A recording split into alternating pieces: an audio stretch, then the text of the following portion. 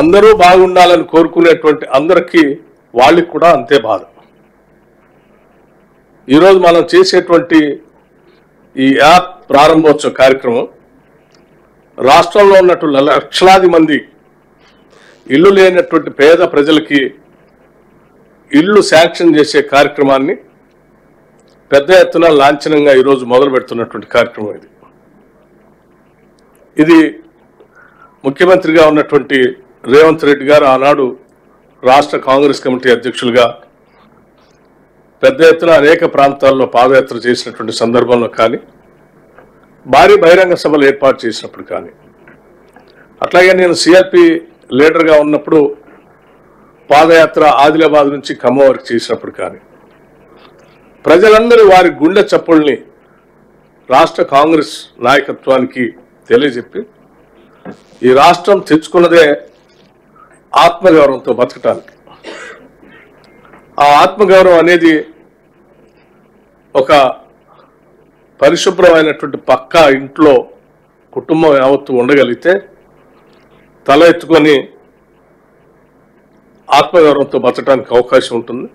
అందుకే ఈ రాష్ట్ర ప్రత్యేక రాష్ట్రం కావాలని కోరినప్పుడు సకల జన సమ్మెలో పెద్ద ఎత్తున పాల్గొని ఈ రాష్ట్ర అవతరణ కోసం ప్రతి ఒక్కళ్ళం మేము పోరాడాం.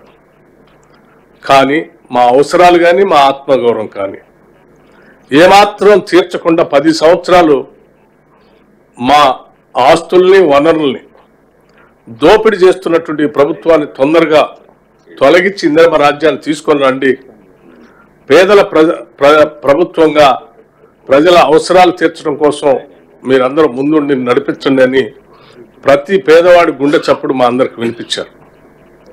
ఇవాళ ప్రజల అవసరాలు వాళ్ళ ఆత్మగౌరవం తీర్చడం కోసమే ప్రజల గుండె చప్పుల్లో వచ్చినటువంటి వాళ్ళ ఆవేదనని అర్థం చేసుకున్నటువంటి ఇందిరమ్మ ప్రభుత్వంగా ఎంత భారమైనప్పటికి కూడా, నిధులు ఎంత భారమైనప్పటికి కూడా ఈరోజు ఒక్కొక్క శాసనసభ నియోజకవర్గంలో 3500 ఇళ్లతో పాటు రాష్ట్ర వ్యాప్తంగా ఈరోజు చేస్తున్నటువంటి ఇళ్ల సంఖ్యకు సంబంధించినటువంటి ఆర్థిక భారం ఈ రాష్ట్ర ప్రభుత్వం పైన దాదాపు 22,500 కోట్ల రూపాయలు దీనిపైన భారం పడుతున్నప్పటికీ చాలా ధైర్యంగా ఒక ఉన్నతమైనటువంటి ఆలోచనతో ఈనాటి ప్రభుత్వం దీన్ని శాంక్షన్ చేసి ముందుకు పోతా ఉన్నాం. నిజంగా ఈరోజు రాష్ట్రంలో ఉన్నటువంటి ఇల్లు లేని పేదవాళ్ళందరికీ పండగే.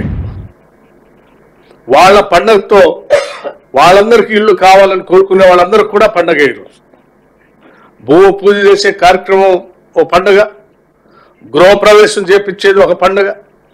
అటువంటి పండుగలు పెద్ద ఎత్తున రాష్ట్రంలో 4.5 లక్షల కుటుంబాలకి చేసేటువంటి ఈ బృహత్తర మహోన్నతమైనటువంటి ఉన్నతమైన కార్యక్రమం ఈరోజు రాష్ట్ర ప్రభుత్వం చేయటం నిజంగా ఇందిరమ్మ రాజ్యానికి ఒక గొప్ప కార్యక్రమంగా మేము అందరం భావిస్తూ ఉన్నాం.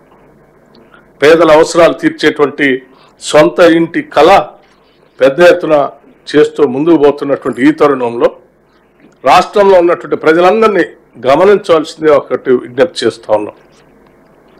దాదాపు 7 లక్షల పైబడి అప్పుల భారం మా మీద వేసినప్పటికీ రైతాంగ సోదరుల కోసం 21,000 కోట్ల రూపాయలు నేరుగా వారి అకౌంట్లో మేము రుణమాఫీ కింద వాళ్ళ 2 లక్షల లోపల ఉన్నటువంటి రైతులు రుణమాఫీ అంతా పూర్తి చేసి, అట్లాగే ఆనాటి ప్రభుత్వం మనందరినీ తాకట్టు పెట్టి 7 లక్షల పైబడి అప్పు చేస్తే ఆ అప్పుల భారాన్ని కట్టడానికి ఇంకొక 64,000 కోట్ల రూపాయలు బ్యాంకులకు అప్పు కడుతూనే మళ్ళీ ఈరోజు 22,500 కోట్ల రూపాయలతో పేదల కోసం ఈరోజు ఈ ఇందిరమ్మ రాజ్య కార్యక్రమాన్ని ముందుకు తీసుకొని పోతా ఉన్నాం.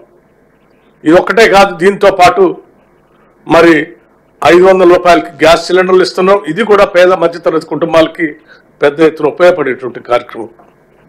అట్లాగే 200 యూనిట్ లోపల కరెంటు వాడుకునేటువంటి వాళ్ళందరికీ కూడా ఉచితంగా 0 బిల్లు ఇచ్చే కార్యక్రమాలు కూడా మేము పెద్ద ఎత్తున మొదలుపెట్టి మార్చి నెల నుంచి ఉచితంగా ఇస్తా ఉన్నాం.